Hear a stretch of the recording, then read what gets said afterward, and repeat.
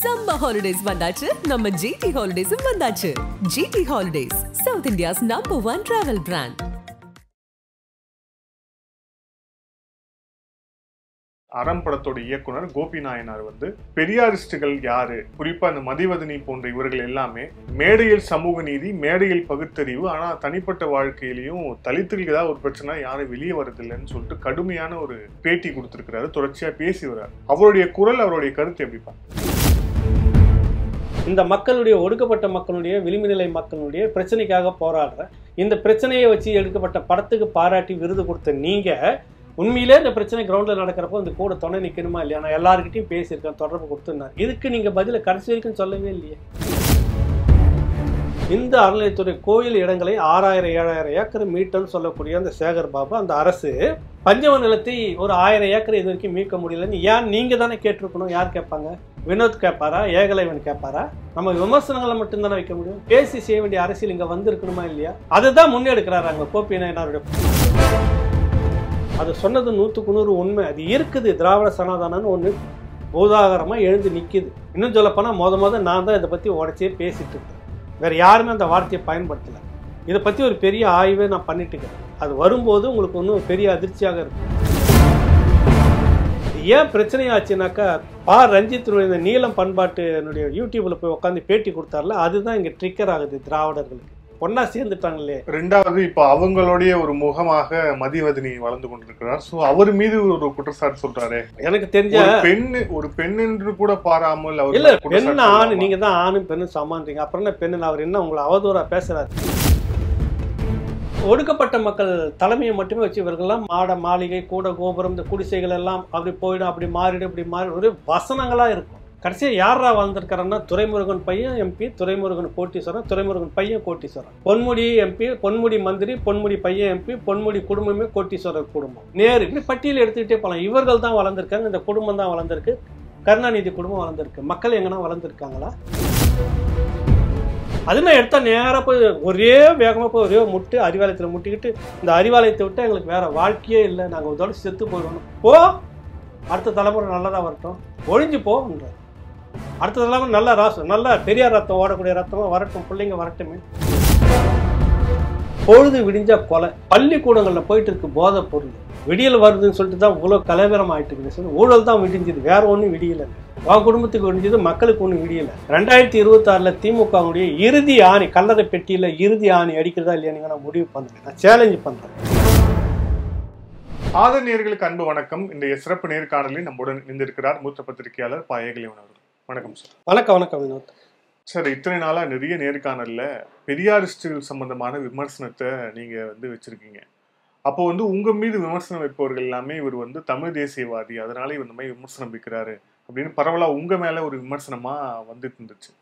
ஆனா இப்போ அந்த கூட்டத்தில் இருக்கக்கூடிய தன்னை பெரியாரிஸ்ட் சொல்லக்கூடிய ஒரு நபர், அதுவும் குறிப்பா பிரபலமானவர், அறம் படத்தோட இயக்குனர் கோபி நாயனார் பெரியாரிஸ்டுகள் யாரு, குறிப்பா அந்த மதிவதனி போன்ற இவர்கள் எல்லாமே மேடையில் சமூக நீதி, மேடையில் பகுத்தறிவு, ஆனா தனிப்பட்ட வாழ்க்கையிலையும் தலித்துகளுக்கு ஏதாவது ஒரு பிரச்சனை யாரும் வெளியே வரதில்லைன்னு சொல்லிட்டு கடுமையான ஒரு பேட்டி கொடுத்திருக்கிறாரு. தொடர்ச்சியா பேசி வர்றாரு.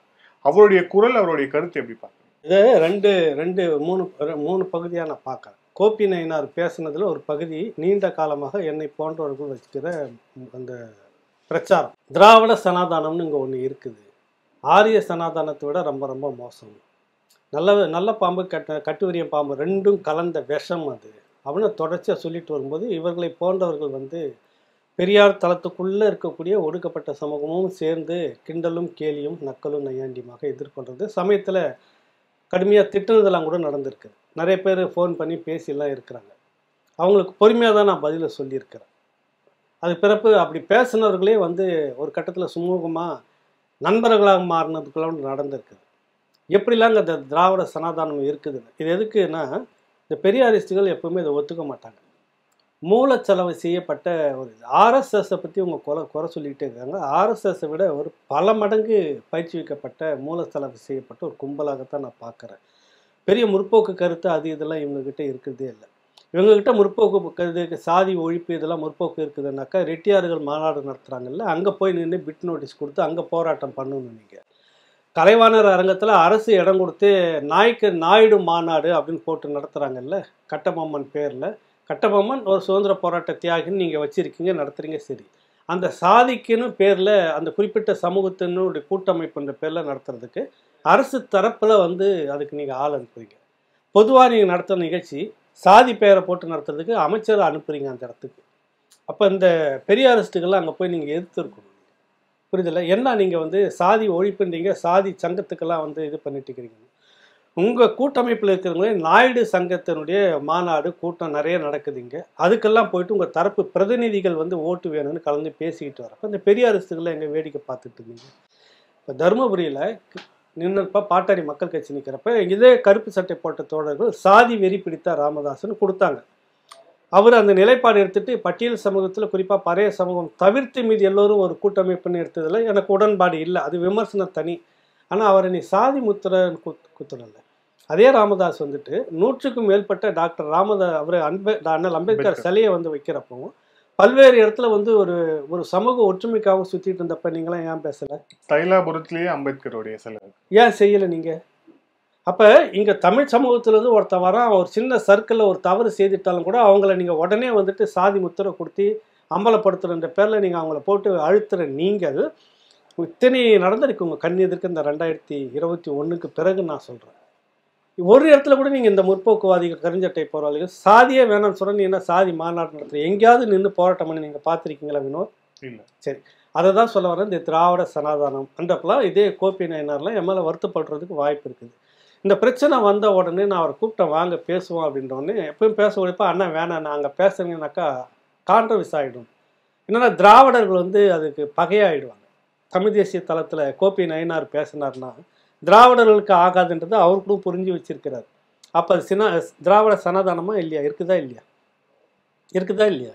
அப்போ இன்னொரு நீங்க ஆளுங்கட்சிக்கு ஆதரவா இருக்கக்கூடிய ஊடகத்துல போய் பேட்டி கொடுக்குறீங்க, பொது ஊடகம் இருக்கிற இடத்துல போய் பேட்டி கொடுக்குறீங்க. இல்ல அது கொடுத்தாலும் பரவாயில்ல சொல்றேன். ஊடகங்கிற பேர்ல வெறும் ஆபாசத்தை மட்டுமே பேசக்கூடிய ஒரு நபர் ஒருத்தர் இருக்காரு, இல்ல அவருக்கும் போய் பேட்டி அந்த நாளாந்தர நாய்கிட்ட கூட போய் பேசுறீங்க. நான் அப்படிதான் சொல்லுவேன். நான் பொதுவாகவே எல்லாருமே மரியாதை குறைவா பேசவே மாட்டேன்.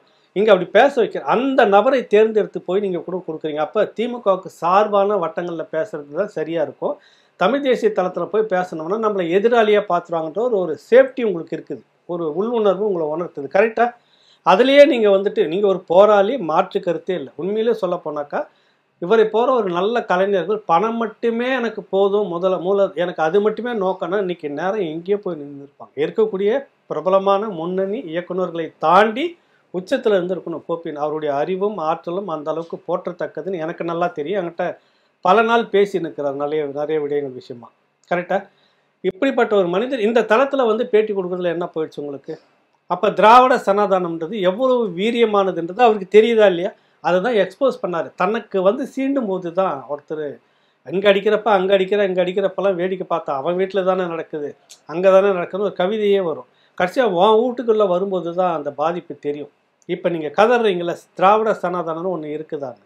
அடுத்தது இது ஏன் இவ்வளோ ஃபயர் ஆச்சு தெரியுமா உங்களுக்கு? இங்கே ராவணாவில் கொடுத்துருந்தால் கூட ஒருவேளை ஒரு பேட்டிக்கு வழக்கம் போல தமிழ் தேசியவங்களாம் அவர் நீல சங்கியாக மாறிட்டாருன்னு உத்தரவு அதோட போயிட்டுருக்கும். அவர் பேட்டி இதை விரிவாக பேசுறதுன்னு எந்த தளம்னு நீங்கள் பார்க்கணும். நீலம் ரஞ்சித்துக்கும் இவருக்கும் ஆகாதுன்னு ஒரு கட்டமைப்பு இதே திராவிட கூட்டமும் இது புகை போட்டுட்டு 2 பேரும் பகையாகவே வச்சுக்கிட்டு இருக்குது. இப்போ அந்த இடத்துல உட்காந்துக்கிட்டு நாங்கள் எல்லாம் சகோதரம் தாங்க, இது ஒன்றும் பெரிய பிரச்சனையே இல்லை, ஆனால் இது இங்கேருந்து தான் பேச வேணும் அப்படின்னு பேசிட்டாரு. அங்கே பேசுனதால இப்போ ரஞ்சித்தும் கோபி நயனாரும் ஒன்றா சேர்ந்துட்டாங்கல்ல, ஒன்றா சேர்ந்து வீரியமாக வருதில்ல. திராவிட சனாதனன்ற வார்த்தை அந்த தளத்துலேருந்து வருது இல்லை. இதுதான் இவங்களை பற்ற வைக்குது.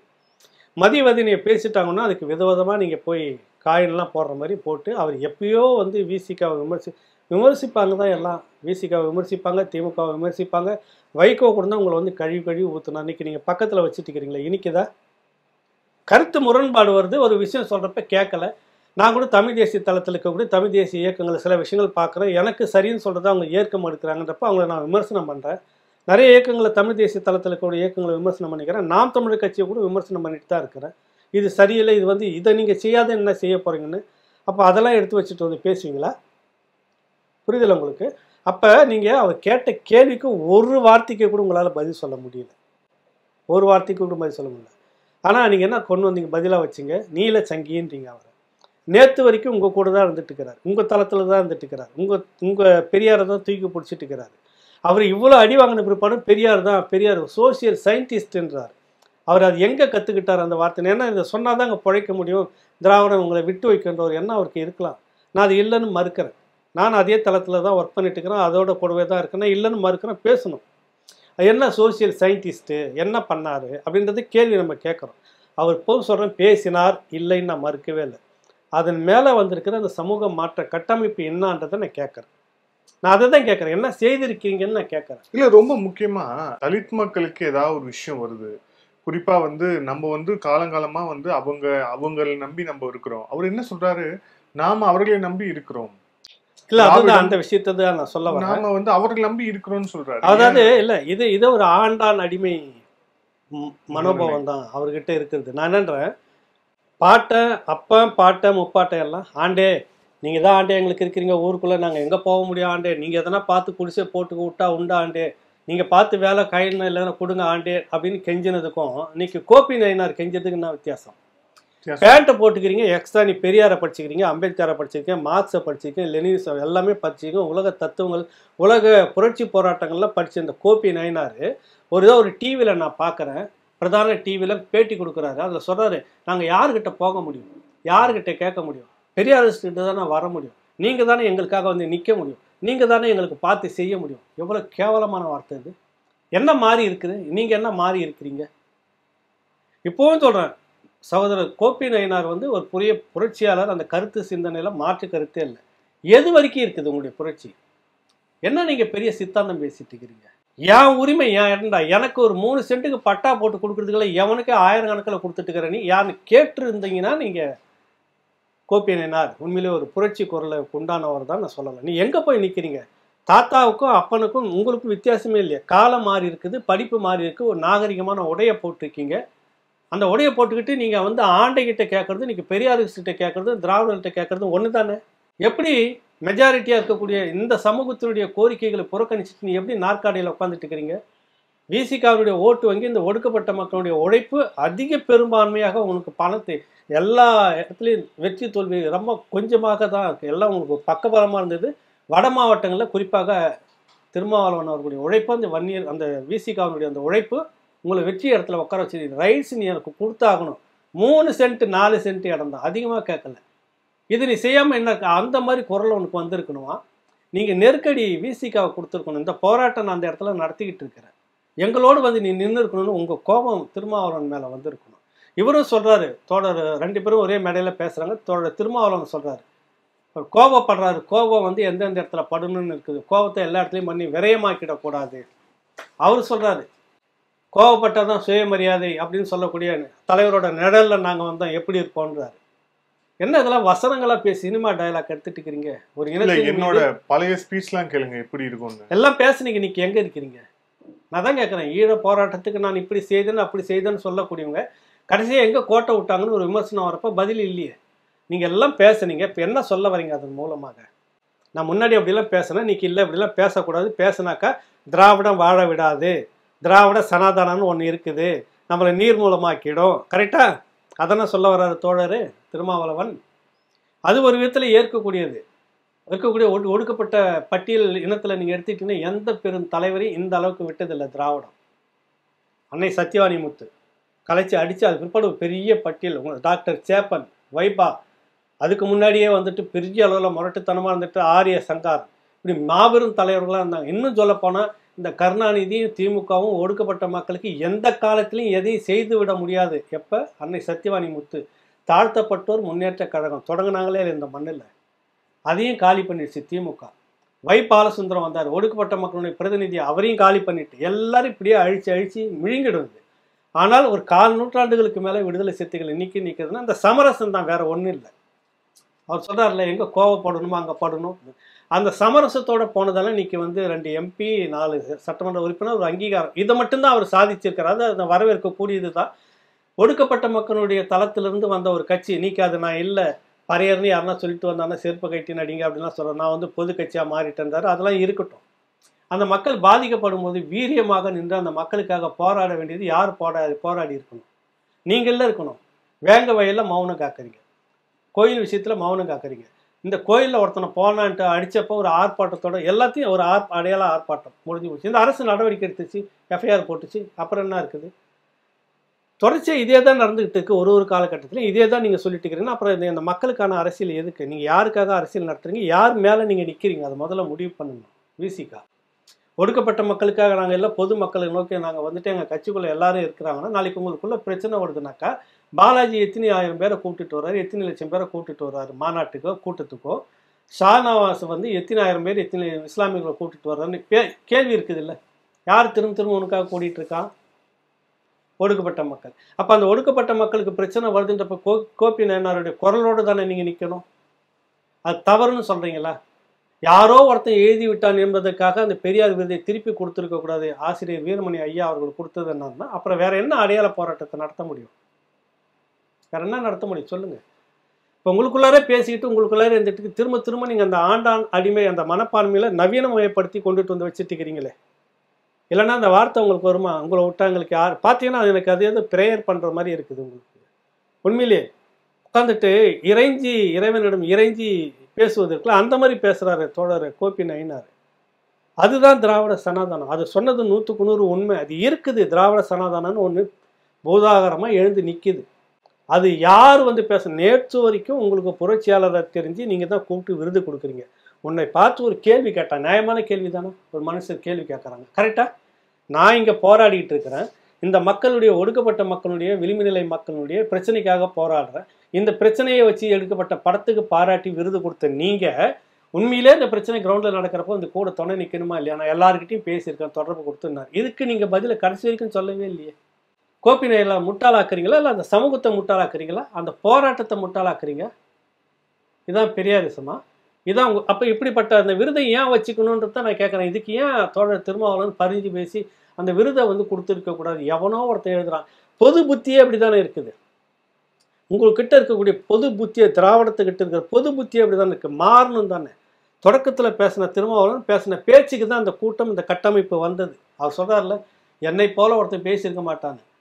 உண்மையிலே அந்த தொடக்க கால திருமாவளவன் அந்த பேச்சுக்கும் அந்த எழுச்சிக்கும் அந்த உரைக்கும் வந்து சேர்ந்த கூட்டம் தான் இன்னைக்கு எல்லாம் 40 வயசு 50 வயதுன்னு அந்த நிர்வாகிகளாக இருக்காங்களா எல்லாம் அப்படி உருவாகி சின்ன பையன்களா எல்லாம் 20-25 வயசு பையன்களா அதுலேருந்து அந்த வெறியோட வேகத்தோட வந்து ஒரு மாற்றம் வந்துருன்னு உள்ளே வந்தவன் தான் நிர்வாகி. அந்த கட்டமைப்பு இன்னைக்கு இருக்கிற கட்சி உங்களுக்கு.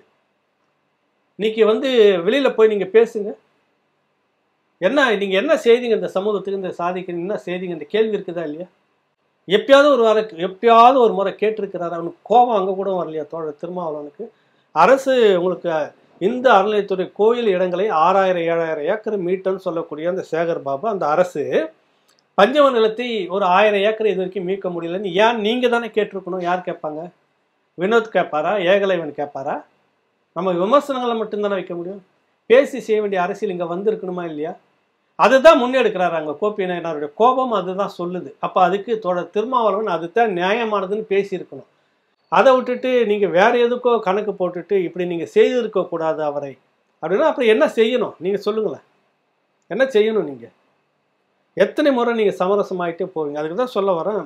உங்கள் கிரவுண்ட் உங்ககிட்ட இன்னைக்கு இல்லை, உங்களுடைய ஆடுகளம் இன்னைக்கு உங்ககிட்ட இல்லை. ஒடுக்கப்பட்ட மக்கள் சேரின்னு சொல்லக்கூடிய இடத்துல வேற வேற கொடி இன்னைக்கு பறக்க தொடங்கிடுச்சு. பாரதிய ஜனதா கட்சி கொடி கூட இன்னைக்கு அங்கே வந்து ஒரு காலத்தில் அதெல்லாம் இருக்காது. எங்கள் திருமாவளவன் தான் இந்த இடத்துக்கு வரணும், வேறு யாரும் வரக்கூடாதுன்னு சொன்ன ஊர் நான் பார்த்துருக்கிறேன். எத்தனையோ ஊர் பிரச்சாரத்தில் செல்வி ஜெயலலிதா அவங்களுடைய பிரச்சாரத்தில் இந்த பைலட்னு சொல்லுவாங்க முன்னாடி போகிறதுல 2 முறை போயிருக்கிறேன்.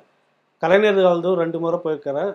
தமிழ்நாடு முழுக்க சுற்றி இருக்கிறேன், நிறைய கிராமங்களை பார்த்துருக்கிறேன். இப்படி சொன்ன ஊர்களில் இன்றைக்கி அந்த கொடி மாற்று கொடி பறந்துட்டு இருக்குது. என்ன இருக்குது உங்கள் அரசியல்? நம்பிக்கை இழந்துட்டு இருக்கிறாங்க அந்த மக்கள். ஒரு சில இடத்துல உங்களாலேயே கொடி ஏற்ற முடியல இல்லை, ஒரு சில இடத்துல இவங்களாலே கொடி ஏற்ற முடியல. அதுக்கு இந்த அரசுகிட்ட நீங்கள் கோரிக்கை, அதான் திராவிட சனாதானம்ன்றார். அந்த பேர் சரியாக வைத்திருக்கிறார் தோழர் கோபி நயினார். பல முறை அதை பற்றி ஊடகத்தவங்க கிட்ட பல முறை பேசிட்டேன். திராவிட சனாதானம்னு ஒன்று இருக்குது. இன்னும் சொல்லப்போனால் முத நான் தான் இதை பற்றி உடச்சே பேசிட்டு இருக்கிறேன். வேறு யாருமே அந்த வார்த்தையை பயன்படுத்தலை. இதை பற்றி ஒரு பெரிய ஆய்வே நான் பண்ணிட்டு இருக்கிறேன். அது வரும்போது உங்களுக்கு இன்னும் பெரிய அதிர்ச்சியாக இருக்கும். எல்லாம் பேச தான் போகிறோம். நம்ம நீங்கள் என்னென்னலாம் செய்துட்டு இருக்கிறீங்க இந்த இனத்துக்கு, இந்த சமூகத்துக்கு, பிற்படுத்தப்பட்ட மக்களுக்கு, மிகவும் பிற்படுத்தப்பட்ட மக்களுக்கு, ஒடுக்கப்பட்ட மக்களுக்கு இந்த திராவிடம் என்ற பேரில் நீங்கள் என்னென்ன அநீதியை எழுத்தியிருக்கீங்கன்னு ஒரு நாளைக்கு பேச தான் போகிறோம் நம்ம. அதில் ஒரு துளி தான் கோபிநாயர் அதை வெளிப்படுத்துது. சும்மா ஒரு துளி தான், ஒரு தூறல் மாதிரி தான் அவர் பண்ணி ஒரு பிரச்சனை அதை சொல்கிறாரு. அந்த பிரச்சனையில் பாதிக்கப்பட்டோன்னா எவ்வளோ நெருக்கடி வருகிறது, எவ்வளோ இது வருகிறது, எவ்வளோ பொய் வழக்கு போடுகிறார்கள். அப்போ இந்த போராட்டத்தினுடைய விளைவு எங்கே இருக்குன்னா இதுதான் திராவிட சனாதானம். வந்து நின்றுட்டார் அந்த இடத்துக்கு திருமாவளவன். அந்த குரலை நீங்கள் உயர்த்தி பிடிக்கணும். அதை உயர்த்தாமல் கோபப்படாதீங்க. உங்களோட 100 மடங்கு நான் பேசியிருக்கிறேன், ஆனால் நான் இப்படி இருக்கிறேன்னாக்கா அன்றைக்கி இருந்த திருமாவளவன் மேலே இருந்த மதிப்பு இன்றைக்கி இருக்குதா அப்படின்னு நீங்கள் இன்றைக்கி ஒரு நாடாளுமன்ற உறுப்பினர் மேலே இருக்கிற மதிப்பு தான் இருக்குது ஒழிய தொடக்க கால திருமாவளவன் மேலே இருந்த மதிப்பு இன்றைக்கி இல்லை. ஏன்னா இன்றைக்கி இந்த சமூகத்துடைய பல விடயங்களை நீங்கள் சமரசம் செய்துக்கிட்டீங்க. உங்களைப் போலவே என்னதான் இருந்தாலும் பாட்டாளி மக்கள் கட்சி அது ஒரு சாதி பின்னணியில் உண்டா கட்சின்னு தான் எல்லாரும் பேசுகிறாங்க. கூட்டணி அவரும் தான் வைக்கிறாரு.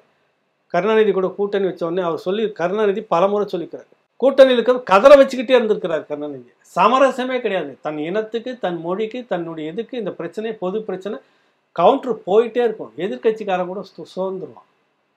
அப்படி இருக்கணும் அரசியல்னா உங்களுக்கு. நீங்கள் என்ன பண்ணிட்டீங்க, எல்லாத்துக்குமே நியாயப்படுத்திட்டு உட்காந்துங்க, எல்லாத்தையும் நியாயப்படுத்திட்டு உட்காந்துட்டீங்க. அப்புறம் எங்கே போய் நிற்க இந்த அரசியல்? கோபி நயினார் சொன்ன இந்த விஷயத்தில் 2-3 பகுதியாக பார்க்கணும்ல, இப்படி தான் பார்க்கணும். அவர் கடைசியாக வந்து நின்னது, பேசுனது, திராவிட சனாதனம் விமர்சனம் பண்ணது எல்லாமே சரிதான். இது ஏன் பிரச்சனையாச்சுனாக்கா ரஞ்சித்தினுடைய இந்த நீளம் பண்பாட்டுனுடைய யூடியூப்பில் போய் உட்காந்து பேட்டி கொடுத்தார்ல, அதுதான் இங்கே ட்ரிக்கர் ஆகுது. திராவிடர்களுக்கு ஒன்னா சேர்ந்துட்டாங்களே. 2வது இப்போ அவங்களுடைய ஒரு முகமாக மதிவதனி வளர்ந்து கொண்டிருக்கிறார். ஸோ அவர் மீது ஒரு குற்றச்சாட்டு சொல்றாரு. எனக்கு தெரிஞ்ச ஒரு பெண் என்று கூட பாராமல் இல்ல, பெண் ஆண், நீங்க தான் ஆணும் பெண்ணும் சமான்றீங்க. அப்புறம் என்ன பெண்ணு, அவர் என்ன உங்களை அவதூறா பேசுறாரு?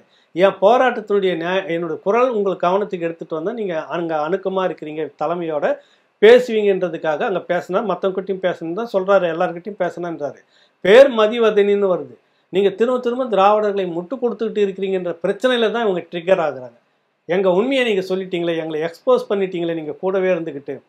உங்களுக்கு இல்லை தெரியும், எங்களுடைய கூட இருக்கிறவங்களுக்கு தானே தெரியும். அதை உடச்சிட்டார்ல டக்குன்னு ஒரு வார்த்தையில்.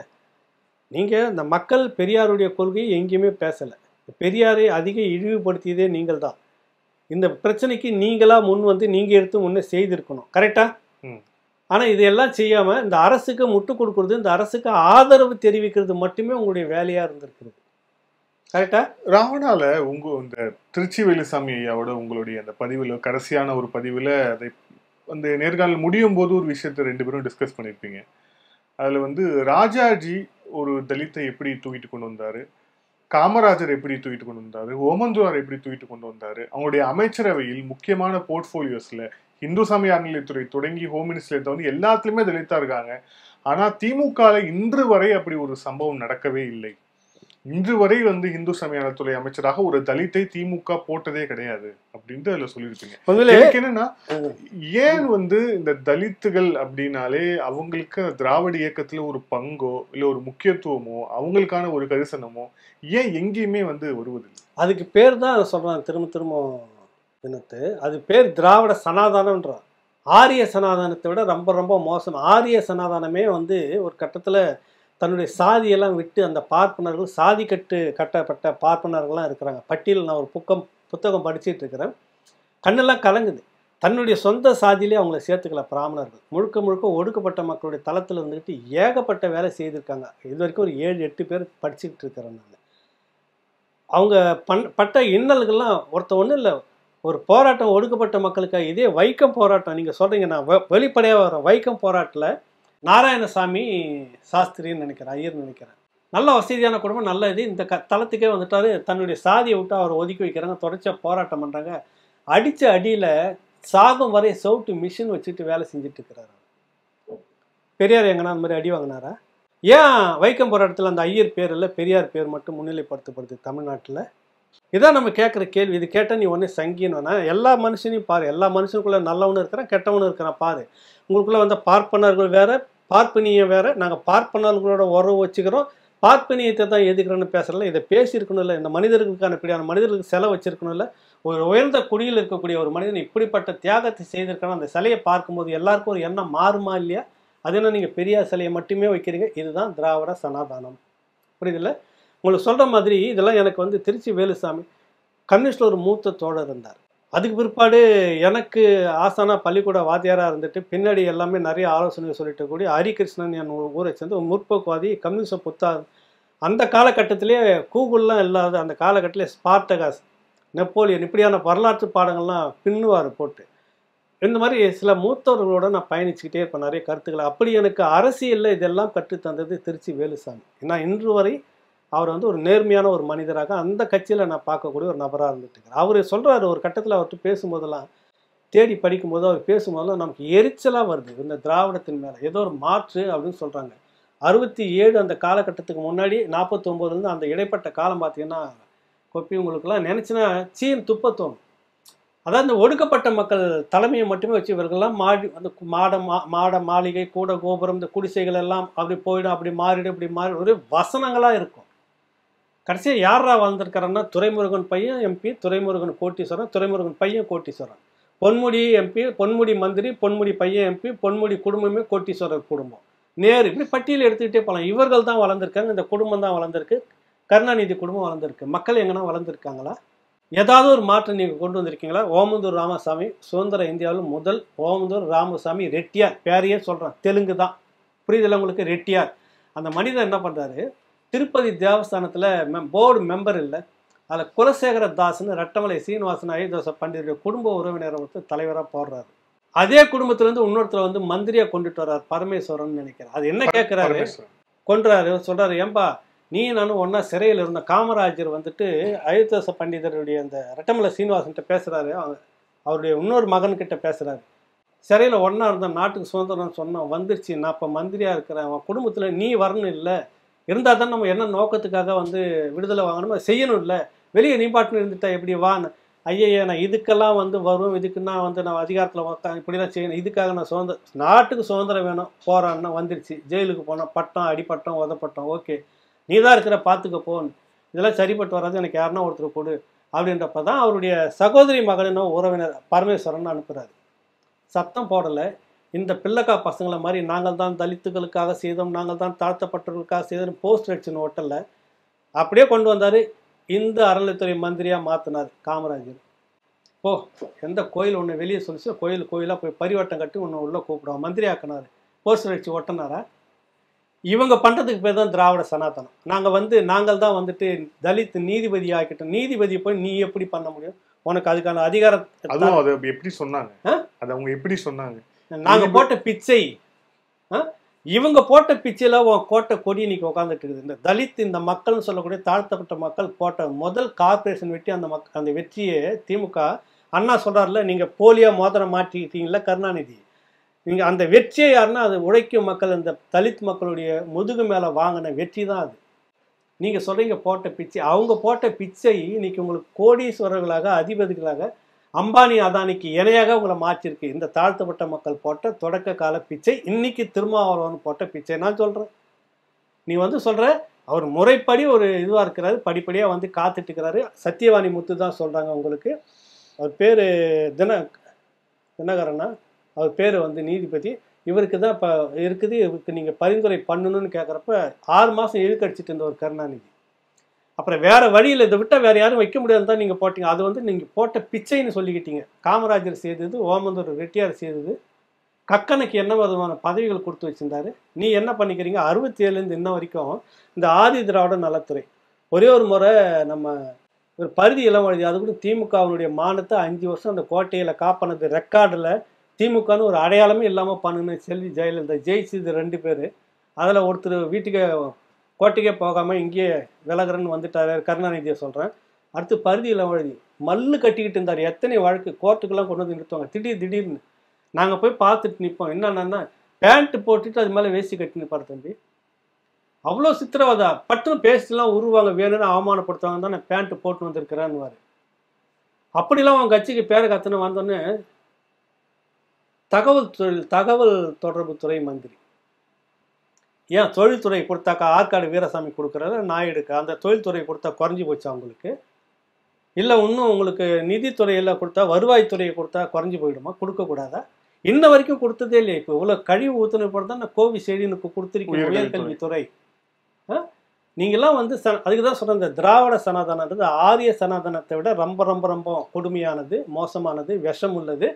கோப்பிநயினார் அந்த வார்த்தையை பயன்படுத்துறது ஒன்று இருக்கக்கூடிய லட்சக்கணக்கான மக்கள் பயன்படுத்தணும், தெரு தெருவாக பேசுனது திராவிட சனாதனம்னு சொல்லிட்டு.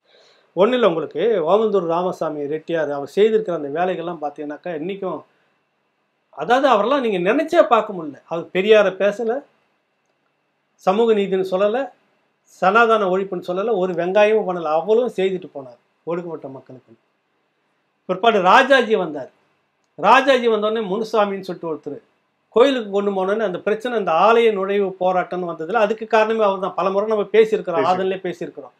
அப்புறம் அவர் காமராஜர் எடுத்துக்கங்க, கக்கனுக்கு எத்தனை பதவி, திரும்ப அந்த பரமேஸ்வரனுக்கு என்ன பதவி, எத்தனை நீங்கள் என்ன பண்ணியிருக்கிறீங்க இந்த ஒடுக்கப்பட்ட மக்களுக்கு? ஓட்டு மட்டும் கொடுத்துரு திருமாவளவன் எனக்கு, அப்புறம் நீ வாசலே நின்றுட்டு திருமாவளவன், இதுக்கு பேர் தான் வந்து திராவிட சனாதன திருமாவளவன்ற பேர் தானே நீங்கள் செய்துட்டு இருக்கிறீங்க. நீங்கள் இந்த திருமாவளவனை எங்கே வச்சிருக்கணும், எங்கே கொண்டாடி இருக்கணும்? இருக்கக்கூடிய அதிக சாதி வாக்கு ஓட்டு அப்படியே கலையாமல் ஒன்று கொடுத்தது திருமாவளவன். வன்னியர்களில் கலைஞ்சு போச்சு, கொங்கு வேளாளர்களில் கலைஞ்சு போச்சு, முக்குளத்தூரில் தெற்க கலந்து போச்சு, நாடார்கள்ல கலைஞ்சு போயிருக்கு. எல்லாமே பாதி பாஜக போயிடுச்சு, ஸ்பிரிட் ஆயிடுச்சு, ஏடிஎம்க்கு ஒன்று, மீதி தான் ஒன்று.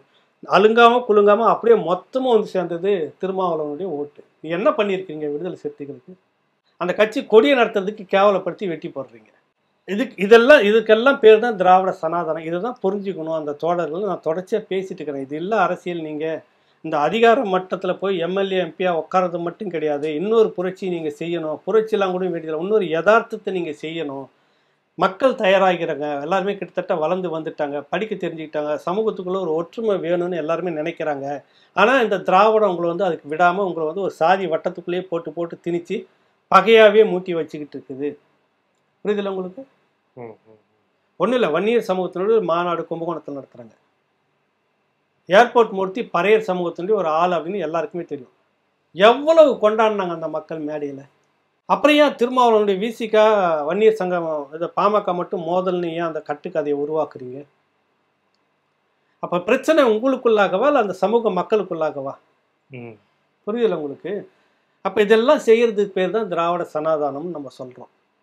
புரியுதில்ல உங்களுக்கு? இந்த திராவிட சனாதனத்தை நீங்கள் புரிஞ்சிக்காத வரைக்கும் இந்த சமூகம் இன்னும் இப்படியே தான் இருக்கும். எல்லா சமூகமும் இப்படியே தான் இருக்கும். கிறித்துவ மக்களுக்கு இதில் விதிவிலக்கு இல்லை, இஸ்லாமிய மக்களுக்கு விதிவிலக்கு இல்லை. தேர்தல் நேரத்தில் மட்டும் இஸ்லாமியர்கள் மேலே பாசம் வந்துடும். கோவை சிறையில் இருக்கக்கூடிய அத்தனை பேர் நாங்கள் விடுதலை பண்ணுவோன்னு ஓலை எழுதுவாங்க, மசூதிக்கு போய் பேசுவாங்க.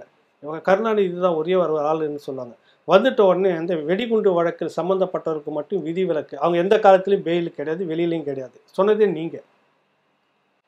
விடுதலைக்கு கருணை அடிப்படையில் விடுதலை பண்ணுறதில்ல, தடுத்ததே இவங்க தான் முதல்ல. ஆனாலும் இஸ்லாமிய மக்கள் அதை தான் என்ன சொல்கிறாங்க, இவங்க அங்கே மட்டும்தான் இன்னும் அவங்க எல்லாமே பலியாகிட்டே இருக்காங்க. என்றைக்கு உணர போகிறாங்கன்னு தெரியல. இதுக்கான மாற்று அரசியல், மாற்று குரல் வந்துட்டு இருக்கிறப்ப அவங்க மேலே சேத்தவாரி வீசுறது, பழிவாரி வீசுறது, அவதூற பேசுறது, இது எல்லாத்தையும் பேசினார்னோடனே இவ்வளோ பெரிய ஆள் கோபிநாயனார் நீல சங்கின்ட்டு போயிட்டார் ஒரே வாரத்தில். சுபவீர பாண்டியன் கோபாலபுரத்துக்கு முட்டு கொடுக்குறதுக்கு மட்டும்தான் உலக புரட்சி. மீதி யார் எந்த நியாயத்தை பேசினா அது நீல சங்கி, கருப்பு சங்கி, பச்சை சங்கி, காவி சங்கின்னு ஒரு பெரிய பட்டியல் வச்சுட்டு இருக்கிறார். அதெல்லாம் எந்த லேபில் அவன் ஒருத்தன் உரிமைக்காக குரல் கொடுக்குறான். நீ மீசியை முறுக்கிக்கணும், அங்கெல்லாம் போய் பேசணும். ஏன்பா 4 சென்ட் இடத்துக்கு 3 சென்ட் இடத்துக்கு போராடிட்டு இருக்கிறாங்க, பொய் வழக்கு போடுறீங்க, அடிக்கிறீங்க, சித்திரவதை பண்ணுறீங்க. இது என்ன அநீதி நிலை பேசிக்கணும்? கருப்பு சட்டை அழகாக பெரியார் அதை தானே சொல்லி கொடுத்துருக்கணும். இல்லை இவங்களே அங்கே அவங்கள வந்து தள்ளுறாங்களோ சங்கின்னு சொல்லி. இல்லை அதான் சொல்கிறேன், ஆளானப்பட்ட கோபிநாயனாருக்கே நீல சங்கின்னு பேர் வைக்கிறாரு. யாரு? சுபவீர பாண்டியன். எவ்வளோ பெரிய அயோக்கியத்தனம், எவ்வளோ பெரிய பச்சை அயோக்கியத்தனம். உனக்கு நேற்று வரைக்கும் கொடை பிடிச்சிட்டு கோஷம் போட்டுட்டு உனக்கு கொடி வேலை பார்த்துட்டு இருந்தவன் வந்து இன்னைக்கு ஒரு கேள்வி கேட்டுட்டானு இன்னும் நீல சங்கின்னு சொல்றிய. எவ்வளோ பெரிய அயோக்கியத்தனம். அந்த பாஜக கிட்ட இருக்கிற அயோக்கியத்தனத்தை விட 100 மடங்கு நீங்க எல்லாம் பண்றீங்க. இல்ல அதுக்கு பின்னாடி ஒரு சாதிய ஒரு கண்ணோட்டமும் இருக்கா?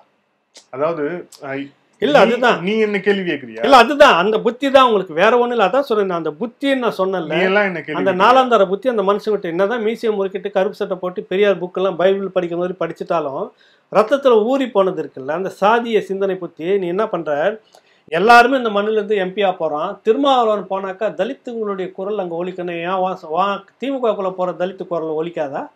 ராஜா இருக்காரு. நீங்க என்ன பண்றீங்க, இங்க திருமாவளவன சாதி முத்திரை குத்துறீங்க. அப்போ ரத்தத்துல ஓடிக்கிட்டு இருக்குதா இல்லையா? நீ எல்லாம் திருந்திட்டியா? இன்னும் 7 தலைமுறை நீ வாழ்ந்தாலும் திருந்த போறதே கிடையாது. நீ இன்னும் 700 வருஷம் வாழணும், நான் சொல்கிறேன் உண்மையிலே ஆனால் இன்னும் ஒரு 500 வருஷம் வாழ்ந்தால் கூட வந்து இந்த சுபவீர பாண்டியன் திருந்தவே முடியாது. ரத்தம் முழுக்க சாதி வெறி, ரத்தம் முழுக்க உடம்பு முழுக்க சாதியை புறவோடி கிடக்குது. அதெல்லாம் வெளியில் வந்து நான் வந்து பெரியாரிஸ்ட்டு, சாதி ஒழிப்பு போராளி, வெளியே சொல்லாத வெக்கைக்கேடு அசிங்க. நீ போயிட்டு எப்படிப்பட்ட ஒரு போராளி கோபி நாயனார் போய் நீல சங்கின்னு பேர் வைக்கிற? உனக்கு முட்டு கொடுத்துன்னு உக்காந்துட்டு இருந்தாக்கா எல்லாமே சரியாக போகும். கேள்வி ஏன்னு நான் அடி வாங்கிட்டு இருக்கிறேன், எனக்கு வலிக்குது, அதை தான் சொல்கிறாரு. இதை நான் எங்கே போய் சொல்லுவேன்? உங்ககிட்ட தான் முறையிடுவேன்னு. அது சரி தவறு கூட பேசுறதுக்கு இல்லாமல் உனக்கு என்ன சாதி வெறி கண்ணை கட்டிட்டு இருக்கு? அப்புறம் என்ன பெரியார் உனக்கு பிடுங்குதாங்க? என்ன பிடுங்கி வச்சுக்கிற பெரியாரை பற்றி இனிமேல் சொல்லாத வெக்கைக்கேடு, உனக்கு மானக்கேடு, விட்டுட்டு போயிடு. அந்த மனுஷன் பழிச்சிட்டு போயிட்டோம். கேவலப்படுத்துறீங்க. பெரியாரிசம்ன்றதை ஒன்று கொச்சப்படுத்தி கேவலப்படுத்திட்டு உங்களை மாதிரி நின்ன சாதி வெறி பிடிச்ச கும்பல் உள்ளே உட்காந்துட்டு. நீங்கள்லாம் சாதி வெறி பிடிச்ச ஆளுங்க தான். இல்லைன்னு சொல்ல சொல்லு, வீரமணிக்கு இல்லைன்னு சொல்ல சொல்லு, இவங்களுக்கெல்லாம் இல்லைன்னு சொல்ல சொல்லு. நீங்கள் என்ன பெருசாக கீழ்ச்சிட்டிங்க சாதி ஒழிப்பை பற்றி பேசுவா நீக்கு? இல்லைன்னா இத்தனை பேர் அந்த 4 பேரும் கருப்பு சட்டை போட்டது 4 கும்பலும் நிற்கி கோபி நாயனார் கிட்ட தானே அந்த வீட்டில் இருந்து என்ன உன் பிரச்சனை? வா, நான் நிற்கிறேன் ரோட்டில் நிற்கிறேன். என்ன கேள்வி? எப்படி பட்டா இல்லாமல் போவோம் உங்களுக்கு? ஒன்றை எப்படி வந்து இந்த மாதிரிலாம் சொல்ல முடியும்? வா பேசணும், பேசியிருக்கணும். அதுக்கு பேர் சாதி ஒழிப்பு, அதுக்கு பேர் பெரியாரிசம். அந்த மனுஷனை திரும்ப நீங்கள் கேவலப்படுத்திட்டு இருக்கிறீங்க. எப்பயோ கொஞ்ச நாள் வாழ்ந்துட்டு பேசிட்டு போனார். அதுக்காக அவருடைய பேரை எடுத்துக்கிட்டு இவ்வளோ கொச்சப்படுத்திக்கிட்டு சாதி ஒழிப்பு போராளின்னு நீ பேச இனி ஒரு காலத்தில் பேசாத. சாதியினுடைய மொத்த உருவமாக நிற்கிறது சுபவீர பாண்டியன். நான் குற்றம் சாட்டேன், இல்லைன்னு சொல்ல சொல்லு. இல்லைன்னு வா, வெளியில் வா, விவாதம் பண்ணு. சரியான ஒரு நேரம் வந்து பண்ணு, இதை பேசி முடிச்சுப்போம். பேசி முடிச்சுப்போம். நீ சாதி வெறி பிடிச்ச ஒரு மனிதன் நான் சொல்கிறேன். இல்லைன்னா இந்த மக்களுக்காக நீ எத்தனை ஊரில் கூட்டம் போட்ட, எத்தனை பிரச்சனைகள் போராட்டத்தில் போய் நின்ன சொல்லுங்கள். சேலத்துக்கு பக்கத்தில் கட்டி வச்சு அடித்தாங்களே, போய் நின்னீங்களா? அங்கே போனீங்களா நீங்கள் யாராவது? வேங்க வயலுக்கு நீ போய் என்ன பண்ணியிருக்கிற? சமூக நீதி கண்காணிப்பாங்கன்னு ஒன்று வச்சு கவர்மெண்ட் ஓசி தண்டசோறு தின்றதுக்கு அனுப்புதில்லை. நான் அப்படி தான் சொல்லுவேன். ஒன்று சொல்லு, அனுப்புதில்லை. நீ போன என்ன? நீ இது வரைக்கும் சமூக நீதி எந்தெந்த துறையில் இருக்குது? நீ வெளிப்படையாக நீ எல்லாம் பேசியிருக்கணும். வெளிப்படையாக பேசணும்ல. இந்தந்த துறையில் சமூக நீதி இல்லை, இந்தந்த துறையில் சமூக நீதியில் உண்மையான பெரியாரிஸ்டா நீ இருந்திருந்தீங்கனாக்கா அரசுக்கிட்ட நான் இந்த தகவலை எல்லாம் ஒப்படைச்சிருக்கேன். இந்தந்த துறையில் சமூக நீதி இல்லை, செக்ரட்டேரியட்டில் இல்லை, எல்லாம் வேறு மாதிரி இருக்குது. இந்தந்த துறையில் இல்லை, இந்தந்த துறையில் இல்லை. இங்கெல்லாம் சமூக நீதி ஏற்றத்தாழ்வுகள் இப்படி இருக்குது. இந்த சமூகத்தை சுத்தமாக புறக்கணிச்சிருக்குது. எம்பிஸில் இவங்கெல்லாம் கண்டுக்காம கீழே இருக்காங்க. இது வரைக்கும் நீ வெளிப்படையாக சொல்லியிருக்கணுமா இல்லையா? ஒரு மனுஷன் நேர்மையான மனுஷனாக இருந்தாக்கா யாருக்கு வேலை செய்கிற? திமுகவுக்கு மட்டுமே முட்டு கொடுக்குறது பெரியாரிசமா?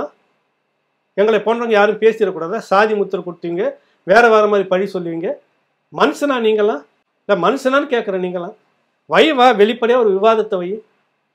நின்று சுரண்டி அடிக்கிற சாராய பணத்தில் கொஞ்சம் இந்த பக்கம் போடுன்னு எடுத்து தின்னுட்டு போகிறதுக்கு இவ்வளோ பேச்சு உங்களுக்கு, இவ்வளோ புரட்சி உங்களுக்கு. இதுக்கு பேர்லாம் வந்து பெரிய சமூக நீதி நீங்கள் பேசுறதுக்கு பேர். ஒரு 4 பேர் பசங்களை வச்சுக்கிட்டு அவனை பேச சொல்லுவீங்க, எதிர்த்து இதை பண்ண சொல்லுவீங்க. என்ன அரசியல் பண்ணுறீங்க? பேசுனாக்கா கேள்வி கேட்டாங்கனாக்கா வேறு மாதிரி பண்ணி போய் வேறு மாதிரி மிரட்டுவீங்களோ? இதான் நீங்கள் பண்ணிட்டு இருக்கீங்க. நீங்கள் வந்து பாரதிய ஜனதா கட்சி, எனக்கு உண்மையிலே நான் இப்போ சொல்கிறேன், நான் அரசியலுக்காக செய்தாலும் கூட அவன் நியாயத்துக்குன்னு ஏதோ பயந்துக்கிட்டாது செய்கிறான். ஒடுக்கப்பட்ட தலைவர்களை கொண்டு வந்து கட்சியினுடைய இதில் வந்து கரெக்டாக இத்தனை வருஷத்துக்கு பிறகு இத்தனை முறை சுழற்சி முறையில் ஒரு பட்டியல் சமூகத்தினுடைய தலைவராக வைக்கணும், அதான் சரின்னு சொல்லிட்டு வச்சுட்டு 3வது சுழற்சி வந்துடுச்சு. இப்போ 3வது சுழற்சியில் முன்னாடி வந்துட்டு ஒருத்தர் பாண்டிச்சேரிக்காரர், 2வது வேறு ஒருத்தர் இருந்தார், 3வது எல் முருகன் இருந்துட்டு இருந்தார். நீங்கள் என்ன பண்ணியிருக்கிறீங்க? இந்த கேள்வி கேட்கணும் இல்லை? அறிவாலயத்தை நோக்கி ஒருத்தம் பெரியாருடைய ரத்தம் ஓடுற ஒருத்தம் கூட கேள்வி கேட்கலையே. இது சமூக நீதி இல்லைப்பா, இது சமூக அநீதிப்பா. பெரியாருடைய ரத்தம் ஓடுற எங்களுக்கு இதெல்லாம் அநீதியாக படுகிறதுன்னு ஒருத்தனாவது பேசியிருக்கணுமா இல்லையா? நீங்கள் மனிதர்களாக இருந்தால் ஏன் பேசலை சொல்லுங்கள்? அதான் திராவிட சனாதானம். இதுக்கு பேர் தான் திராவிட சனாதானம்.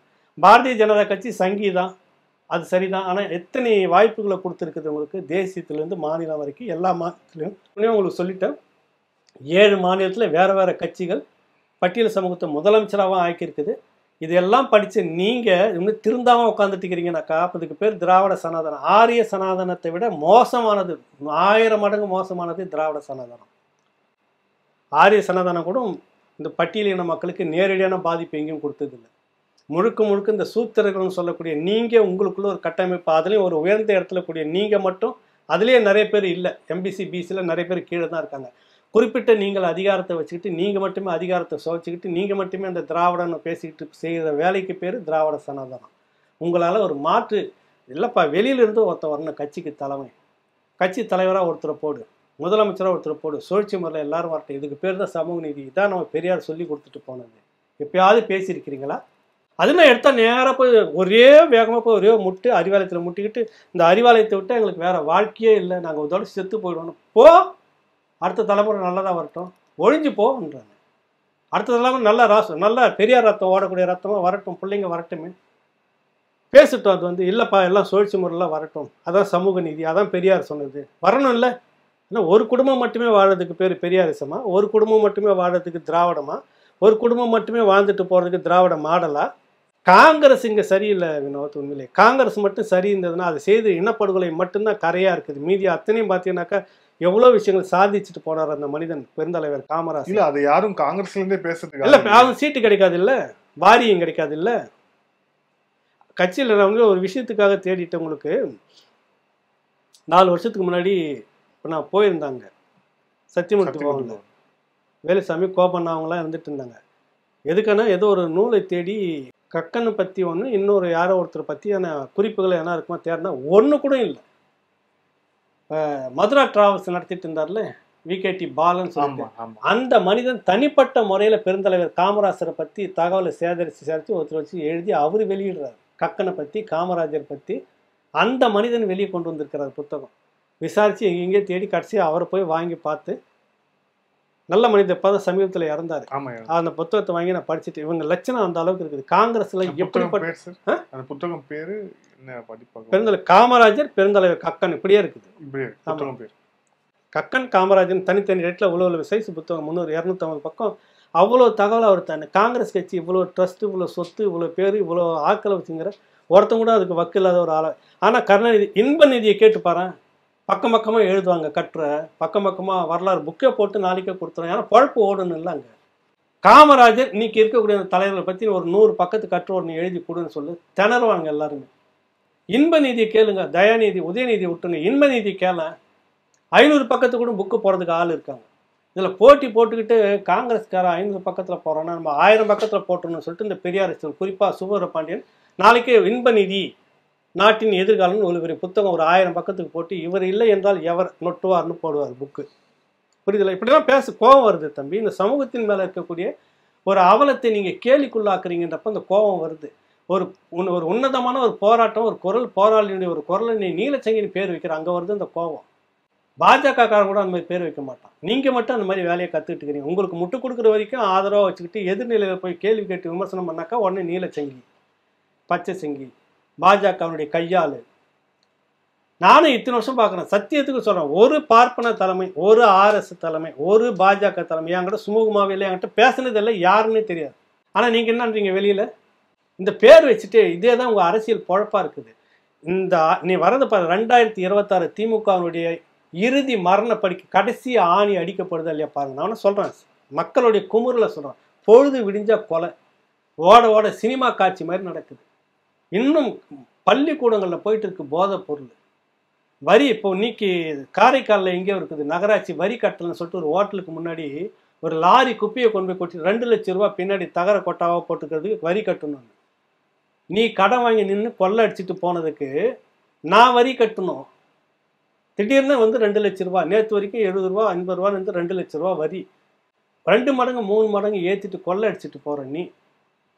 இவ்வளவு செய்துட்டு இது 26 வந்து அப்படியே பூத்து விடியல் வருதுன்னு சொல்லிட்டு தான் இவ்வளோ கலவரம் ஆகிட்டு இருக்குது. சொல்லி ஊழல் தான் விடிஞ்சுது, வேற ஒன்றும் விடியலைங்க. உன் குடும்பத்துக்கு விடிஞ்சது, மக்களுக்கு ஒன்றும் விடியலை. 2026 திமுகவுடைய இறுதி ஆணி, கல்லறை பெட்டியில் இறுதி ஆணி அடிக்கிறதா இல்லையா நீங்கள் நான் முடிவு பண்ணுங்க. நான் சேலஞ்சு பண்ணுறேன், வயிறஞ்சு சொல்கிறேன். சத்தியமாக அந்த கட்சி 100 வருஷம் வாழணும், நல்லபடியாக இருந்திருந்தாக்கா. ஒரே குடும்பமே வாழணும், அந்த குடும்பம் மட்டுமே தான் நாடு, அந்த குடும்பம் மட்டுமே தான் தலைமை, அந்த குடும்பம் மட்டுமே தான். நான் சொல்கிறது கருணாநிதி குடும்பம் மட்டும் சொல்ல, துரைமுருகன், பொன்முடி, நேரு இவர்கள் மட்டும் அந்த கட்சியில் வேறு எவனுமே இல்லையா? அப்போ இந்த மாதிரி போக்கு இருக்கிற வரைக்கும் உங்களுக்கு கடைசி இறுதி அணி உன் கட்சிக்காரனே அடிப்பான். திருச்சியில் பிஓ வந்துடுச்சு. 30 வருஷமாக கல்லர் சமூகம் பெரிய பெரிய தலைமையில் இருந்தது, அவங்க இல்லை. தேவேந்திர சமூகம் இருந்தது, அது இல்லை. இன்னொரு சமூகம் அது இல்லைன்னு பேட்டியே வந்திருக்குது. நேரு குடும்பம் மட்டுமே தான் அரசியல் இங்கே இருந்துட்டு இருக்குது. இந்த மாவட்டத்தை பொறுத்த வரைக்கும் அவங்க சிறுபான்மையினர், அதிக பெரும்பான்மை நாங்கள் வந்து பிச்சை எடுத்துக்கிட்டு அரசியலேருந்து இல்லாமே போயிட்டோம். இத்தனை பேர் ஒரு சமூகத்துலேயும் 20 பேர் 15 பேர் 10 பேர் இருந்தான். இந்த 3 சமூகத்துலேயும் இப்போ இல்லை. 30 வருஷமாக இதுக்கு பேர் தான் திராவிட சனாதானம். புரியுதில்லை உங்களுக்கு? 30 வருஷமாக திருவண்ணாமலை எடுத்துக்கிட்டாக்கா உங்களுக்கு பிச்சாண்டி ஏவா வேலு, இதுக்கு பேர் தான் திராவிட சனாதானம். துரைமுருகனை வெள்ளூரில் எடுத்துட்டிங்கனாக்கா 30 வருஷமா 40 வருஷமா அவரே தான் மந்திரி, அவரே தான் மாவட்ட செயலாளர், இப்போ பிள்ளைக்கும் அவரே தான். இதுக்கு பேர் தான் திராவிட சனாதானம். இதுவே உங்களுக்கு கடைசி ஆணியை அடிக்குதா இல்லையான்னு பார்த்துக்குங்க. நன்றி சார். பள்ளிகள் தேங்க்யூ சார். வணக்கம்.